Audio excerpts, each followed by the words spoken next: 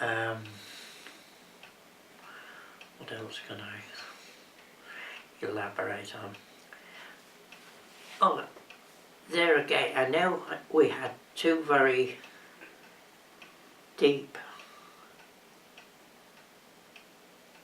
pumps for pumping fresh water. They pumped their own fresh water, and they were very big vertical pumps at about 80 horsepower each, and they were, I think they were made by Sulzer Brothers. They were Swiss pumps, and I think whilst I was there they had another borehole sunk, and I think it was one of the deepest in the area, and I don't think I'd be exaggerating, I think it was about 300 foot deep that went down to keep them going on fresh water all the time, because on a very busy day it was nothing unusual to make 1,000 tons of ice in the day, and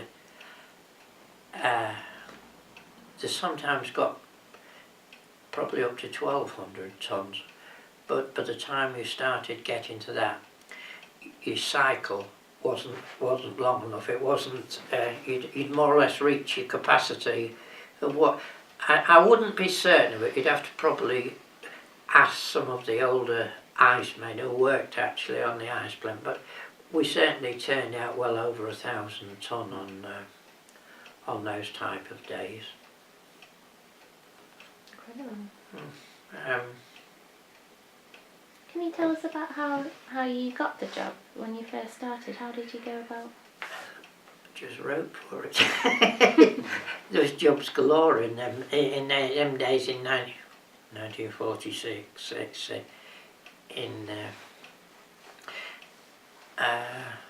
Yes, I applied, but I was there as an office worker.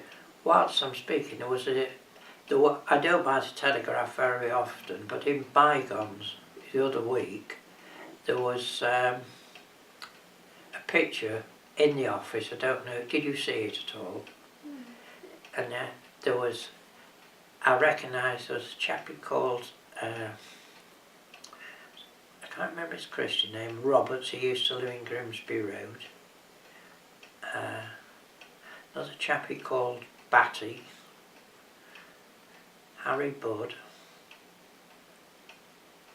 Sid Clark, there was about 6 or 8 people who worked in the office. My job when I first started there was I had to write the books up every morning for I think there were 6 books I had to write up at the time. It'd be done on a computer these days, but it was all of the fish merchants on the dock, and I used to have to write the names up every day, and the foreman of that little gang for that area, he would enter how much ice they'd had. Then that book, yesterday's book, would come. It was a different book, so I used to know nearly all the names of all the fish merchants at one time.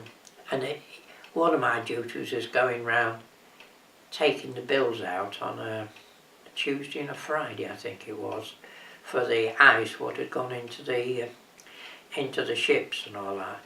And if it was a foreign vessel, they used to settle up through their agents the next day, so their bills had to go out the next day. But a lot of those bigger trawlers, the northern trawlers and the Icelandic trawlers, took well over 100 ton of ice a time when they, ready for icing down when they were going away. Go to sleep.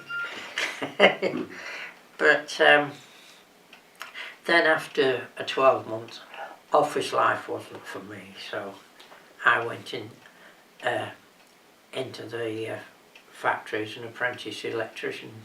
Then it said electrical engineer, but that's elaborate sort of thing. Whereas I got a good grounding there, because at the time they were buying a lot of new gear. With the war being, there'd been no new gear put in for 5 or 6 years, So there was a lot of new gear came into the factory, as far as new compressors, conveyors, elevators, heat pumps, and I think those heat pumps, there's two of them, and I'm sure there were probably about 180 horsepower each, those heat pumps, and I can't be quite certain of it, but I think we had another a bit large compressor put in, but I can't just remember. I just can't remember that at the time. It worked on during the summer months. It was a 5.5 day a week. Somebody's bring me an estimate for a job at the church. I'll have to break off for a moment. Right. Shall we just pause it for a bit? Yeah, if you just pause it, just bring me an estimate for a job.